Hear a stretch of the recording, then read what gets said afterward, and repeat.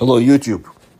Let me continue with the investigation of the Dyatlov group tragedy and remind you about the setting, and then I will get to the main point of this video. In the winter of 1959, 9 hikers, skiers, who went on a hike under the leadership of Igor Dyatlov, disappeared in the mountains of the northern Urals of the USSR. A month later, rescuers found their tent cut open, and within a radius of 1.5 kilometers from it, they found 5 frozen bodies. The bodies of the others were found only in May. Almost all the hikers, also referred to as tourists in Russian, were barefoot and half-dressed. Some had fatal injuries. It is still not solved why the young people ran away in the bitter cold and to their doom. The tragedy that occurred more than 60 years ago at the Dyatlov Pass continues to worry Russians and attract interest. Well, the special correspondents of the Komsomolskaya Pravda newspaper that I mentioned before, well-known Russian investigative reporters Natalia and Nikolai Varsegov have been pursuing clues in the Dyatlov Pass story for years. I have described some of their reports, and this is the latest one.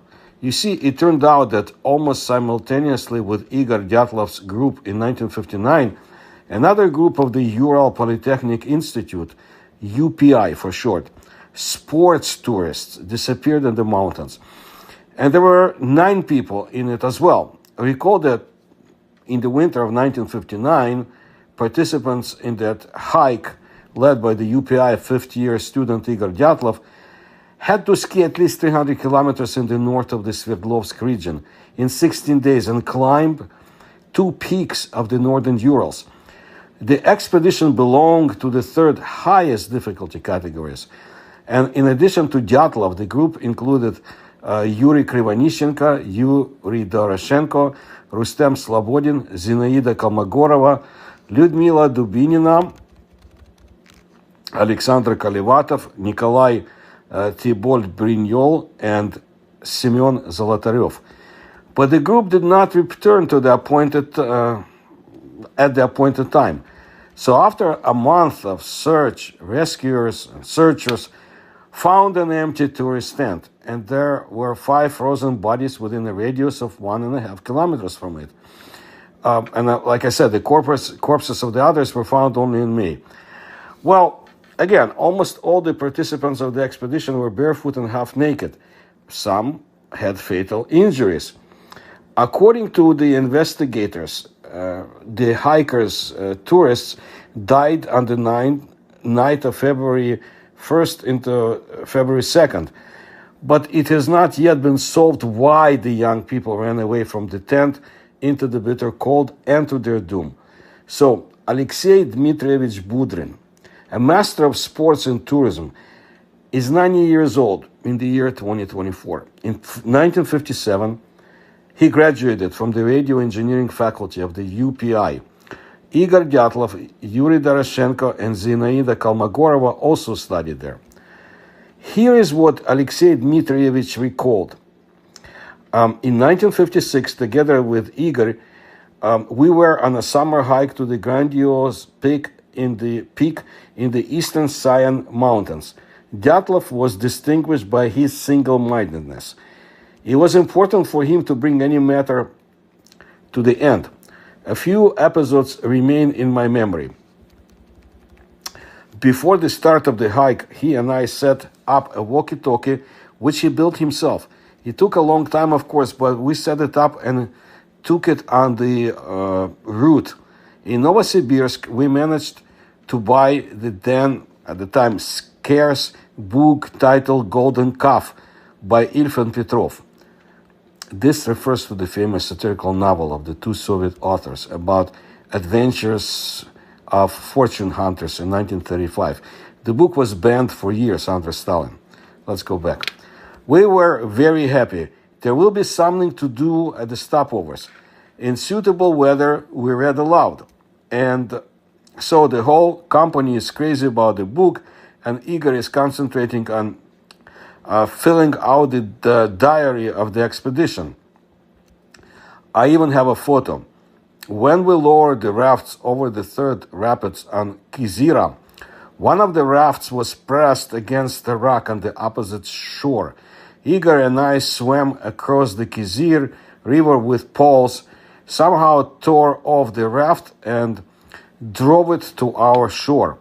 So that you can understand why this was a feat, I'll explain. There is a very strong current on Kizir, and if a raft of logs weighted down by water is nailed to a rock, it is incredibly difficult to tear it off. In the same year, in approximately the same places, another group of tourists also nailed the raft to a rock. 10 of them could not cope with it. In February 1959, Alexei Budrin led an expedition to the Chatkal Ridge on the Tian Shan Mountains. There were 9 of them, as well as, just like the Dyatlov group numbers. The winter on the Tian Shan turned out to be unusual that year, too snowy. Sometimes the visibility due to the snowfall was such that the skier who was lost at the group walking did not see who was walking in front. It is impossible to move in the mountains in such conditions, said Alexei Dmitrievich. For 3 to 4 days, we had to sit in a tent waiting out blizzards. In these places, warm winds come from Fergana and avalanches begin to descend. This is when snow descends along with rocks, trees and other things, forming avalanche outflows from a 5-story house in the lowlands. The whole gorge is littered with such frozen boulders. Of course, we missed the return deadline. A real panic took place in the UPI. At one time, 2 groups disappeared. At the same time, 2 groups disappeared at once, the Dyatlovites and us. Following the results of this expedition, Alexei Dmitrievich and his wife wrote an essay titled In the Snow Captivity. Here's what they told about the organization of the search. On March 30, 1959, at 20 hours Moscow time, the telegraph operator on duty at the Sverdlovsk post office received a bundle of telegrams written in one handwriting. Alma-Ata, the Club of Mountaineering Tourists. Today, the deadline for the end of the hike of a group of Sverdlovsk tourists has expired. The head of the group is Budrin. We ask you to take urgent search measures. Route and so forth. At the same time, telegrams from Sverdlovsk and Moscow on the loss of the Budrin group were simultaneously sent to the Republican committees of the Party of Kazakhstan, Kyrgyzstan, and Uzbekistan. And already on the 1st of April, rescuers, searchers came out along the route itinerary of the group. First Deputy Minister of Defense, Marshal of the Soviet Union Andrei Grechko, ordered the urgent allocation of helicopters and aircraft for the search. All searchers, rescuers received walkie-talkies and kept in constant contact with the headquarters in Tashkent. Please note that the disappearance of Budrin's group immediately caused great concern, while no one was worried about the disappearance of Dyatlov's group for a long time, except for relatives of the vanished tourists. The relatives even had to send a telegram to Khrushchev, Nikita Khrushchev, leader of the Soviet Union at the time, saying that they were not, that no one was looking for the young people. It was only after that telegram that Dyatlov group began to be searched for, but somehow reluctantly and with procrastination. Yes, aviation was attributed, was given for the search, but not immediately. Search party students were dropped off along the itinerary, but not so quickly and without walkie-talkies. Instructions were dropped with pennants from helicopters. A few days later, a single radio on a sleigh was delivered to the pass by the radio operator Yegor Nivolin. And in the case of Budrin's group, aviation radios and even the Marshal, top Soviet military rank, himself gives orders at once. And the Dyatlov group, how they searched for it, as if they knew the hikers would not be found alive. But rather, the reason for such promptness was actually the death of the Dyatlovites, which they learned about just the other day. The death or the end of this tragic end of the second group of tourists from the same university is too much. So the essay In the Snow Captivity was written by the Budrins at the request of the Master of Sports and Tourism, Yevgeny Maslenikov. Yevgeny Polikarpovich Maslenikov was the chairman of the Route Commission and personally approved the hiking schemes of both Igor Dyatlov's group and Alexei Budrin's group. He also led the search for both. Alexei Dmitrievich gave Varsegovs a copy of Maslenikov's remarks on the essay. Among other things, Yevgeny Polikarpovich asks to supplement the text with factual material about the search for Budrin's group, not only from the report, but also from local newspapers. Therefore, Budrin's group situation was even written about in the press. But there was no word about the Dyatlovites then. Varsegovs personally went through the archives of 1959. It is advisable to mention Dyatlov's group in the text. You knew about it before leaving, Maslenikov writes. However, there are no such mentions in the published account. It is possible that the censorship has deleted it. When we returned to Sverdlovsk, Maslenikov was happy. We were safe and sound, Alexei Dmitrievich recalls. It was already known about the Dyatlovites that they had died. And at first, no one discussed the hypothesis. Mostly the stories were about the search, which is quite a painful process. So what killed the tourists? What killed the Dyatlovites? Alexei Dmitrievich. Could the Dyatlov group members have died from an avalanche? Varsegovs finally got to ask Budrin, and he responded. In my opinion, this is nonsense.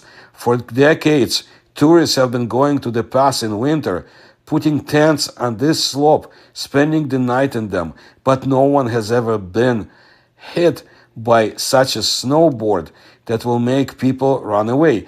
There is still such a moment. Usually tourist tragedies are carefully sorted out at tourist gatherings to avoid repetitions. In this case, I do not remember such parsing. Is the missiles hypothesis appropriate? I have worked for 53 years in the NGO automation.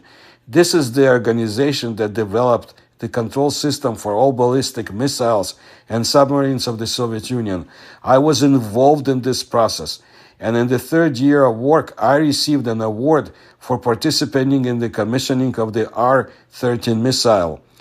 Regarding the death of the Dyatlovites, there is a hypothesis that the R-12 missiles were launched near Vorkuta in the area of Lake Balkhash, southeast of Kazakhstan, and one of them mistakenly fell next to the camp of the hiker tourists, poisoning them with poisonous fuel. Ballistic missiles consume fuel at the first 5-10% of the firing range. And then an empty dummy flies. No tons of fuels could be spilled around the tent. This contradicts the physics of rocket missile technology. But if we assume that they were victims of missile tests after all, what kind of picture would the search group at the pass have to see? In 1970, 1980, my friend participated in the work of the Accident Commission in the foothills of the Altai Mountains. Then an intercontinental rocket missile with fuel fell 200-300 kilometers from the launch near a residential village. So people went to this missile and drew fuel for their needs. That is, nothing terrible was happening. And when they shoot into polar orbit from Baikonur, the second stage falls 150 kilometers from Serov, 300 kilometers north of Yekaterinburg. How many of these launches were there? None of the locals have ever seen or heard this, because the burnt, dry remains are falling. So what happened to the Dyatlov's group anyway? Let's drop mysticism, Bigfoot, and UFOs, the journalists say. It is possible that they still became victims of some kind of military tests. There is no direct evidence, but there is one indirect one.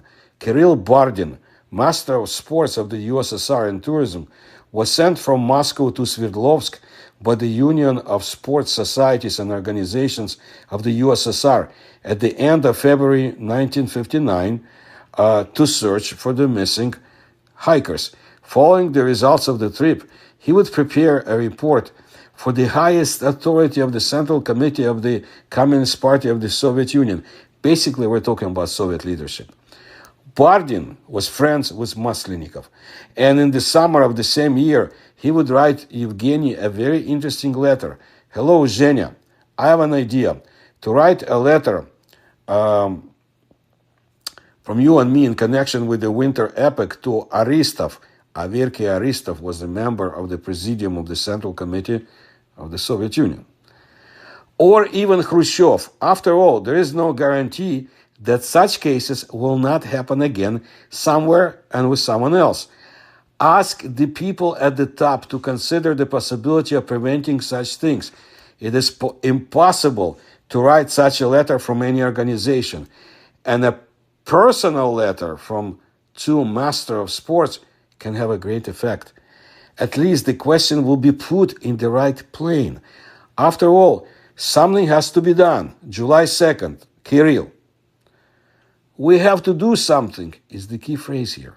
Bardin is confident that the authorities are able to prevent the recurrence of such tragedies, and this suggests that it was clearly not an avalanche or other natural disasters that killed those tourists, which the authorities are unable to influence. At the same time, Bardin, for some reason, does not tell in the letter what he means by this line, which is mysterious to us and understandable to Maslenikov.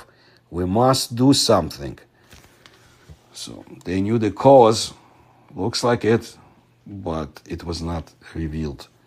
So we'll continue with the research into this event, a very sad event from 1959, of course, and I'll bring you more information from different sources as well. And I gotta tell you that no, there was a mention of this tragedy in a Soviet book I have from 1970s, but the author would not state that it was Dyatlov Pass. They were afraid even at that time, of course. Well, you got to think, 1970s, this was the so-called stable period, maybe stagnation period of the Soviet Union. Very complicated story. I want to thank you for your attention to my work, and if you can support my research, please do so through the links you find in the description to this channel. Please like my videos. Please tell others about my work. Thank you.